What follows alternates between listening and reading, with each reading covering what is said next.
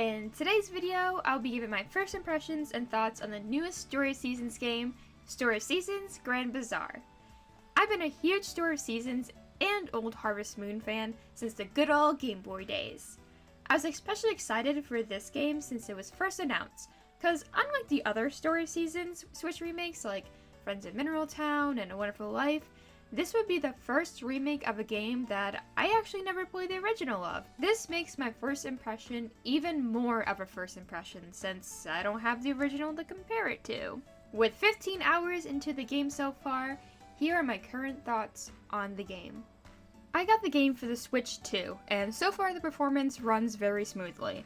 I haven't experienced any lag or frame drops even when doing multiple quick actions back to back. While I can't comment on how the games run on the original Switch personally, I did read other people's reviews who play it on the Switch or Switch Lite, and that it runs smoothly. The visuals are beautiful, and they aren't afraid to show it off by having cutscenes with flower petals blowing in the wind or the camera panning throughout the whole town. You can tell that the developers really care about their franchise, and this game alone I can feel the hard work and love that's put into it. Something new to the series and a much needed addition is voice acting.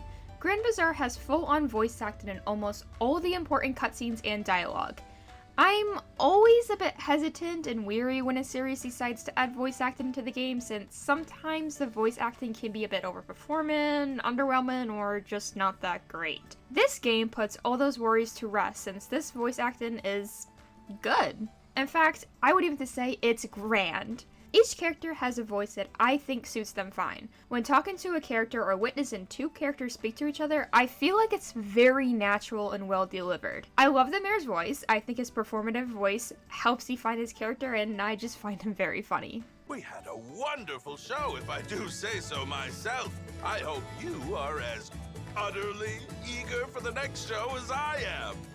Speaking of the mayor, I'd like to shift the topic to the characters. Are they dull NPCs with 2 lines of repeating dialogue where you give a flower and talk to them once a day, that's it?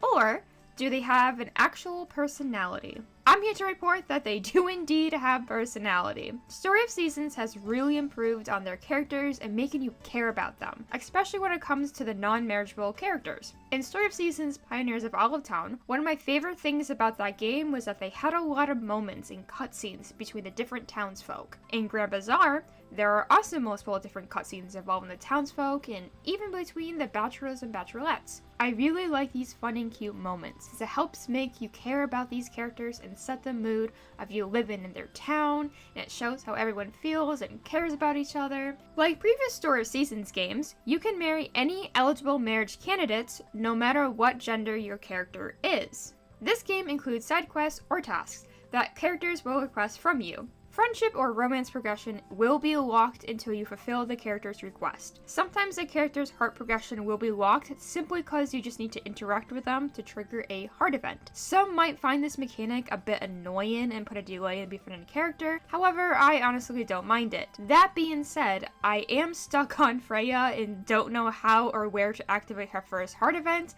to continue pursuing her. The main aspect of any Story of Seasons game is farming, of course. Growing crops in this game feels really nice and fluid. I like how you can start off the game with a jump technique that allows you to water more than one crop at a time without needing to upgrade your watering can. You can purchase extra jumps to water the area more within the first couple weeks at the bazaar. You do have to put in work to raise your crops great by using your windmills to produce fertilizers to enhance your crops by applying it every day. You will soon come to notice you will be using these windmills a lot, especially for the fertilizers. I swear I make over 100 every other day and it still feels like it's never enough. You can also get special variants of crops like a star potato will appear sometimes in a field of potatoes, which should encourage you to keep growing crops even more.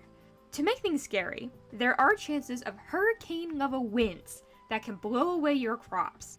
Make sure to check the weather channel on your radio in your house to prepare for any upcoming hurricanes in that week. To prepare, you have to make windscreen kits that can be produced by the red windmill by your house. The first time this happened to me, I was freaking out because I was not prepared. It does take a little while to produce materials you need, which is lumber, stone, and iron. With my luck, the wind wasn't especially that strong. The weaker the winds, the slower the production will be for the windmills. So it was cutting it close to making 3 of the windscreen kits, but I did it and I protected my crops. My advice is to casually always have some windscreen kits on hand just in case, since you do have the option to upgrade to multiple crop fields later on.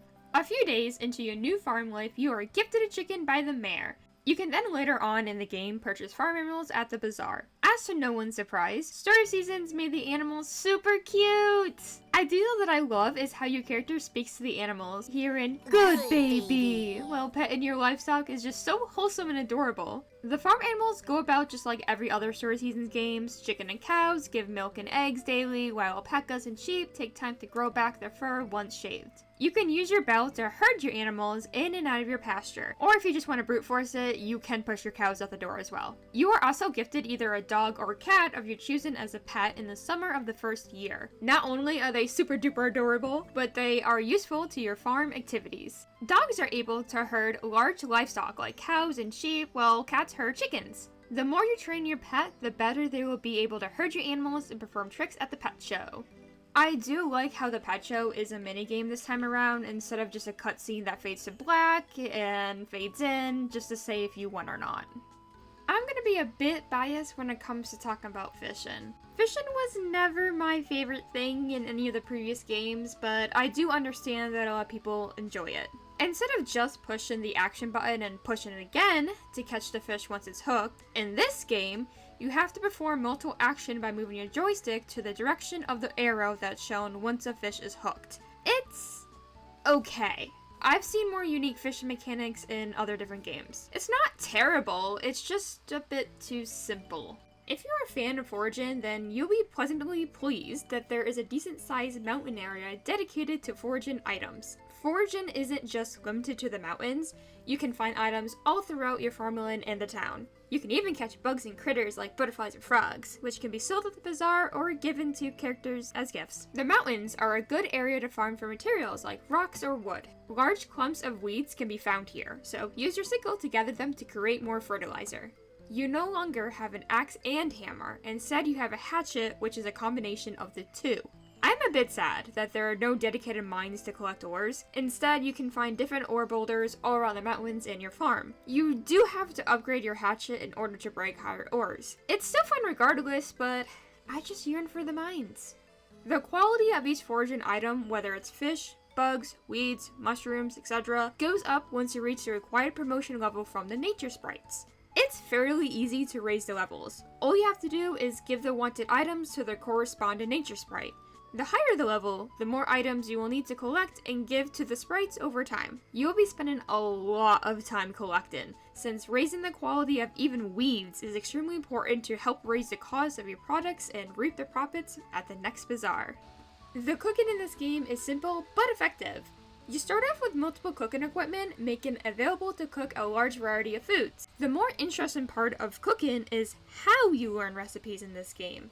You automatically learn a recipe the first time you eat that food. So purchasing food at the cafe is the easiest way to fill up that cooking book. Characters will also give you food as a thank you for completing their tasks. Oh, and you can also find hidden recipes in people's bookcases. A quick tip, since the game informed me a little too late, products can expire. Your crops, foods like eggs and milk have a freshness meter that go down the longer you hold onto them. Storing them in storage does prolong their shelf life, but yeah, they can perish and no longer be used or sold at the bazaar. So in a way, the game wants you to not hoard everything forever and actually sell your goods. Story of Seasons Grand Bazaar has a unique way of traveling. Using the gusts of wind, you can glide with your glider that's gifted to you by the nature sprites. It all comes down to the strength of the wind that day to decide on how far and fast you can travel. Admittedly, I'm not that great with this mechanic. It is definitely fallen on user error, but I do sometimes struggle on figuring out how to master traveling throughout the town and not falling into the water. If the winds are weak that day, or you also have trouble navigating the skies, you can move faster by skipping and doing front flips when walking. Warning, when fast walking, be prepared to hear your character grunted. A lot.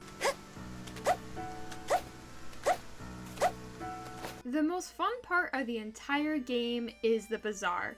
Every Saturday there will be a morning shift and afternoon shift at the bazaar where you set up shop and sell all the items and products you have been saving up the entire week for this exact moment.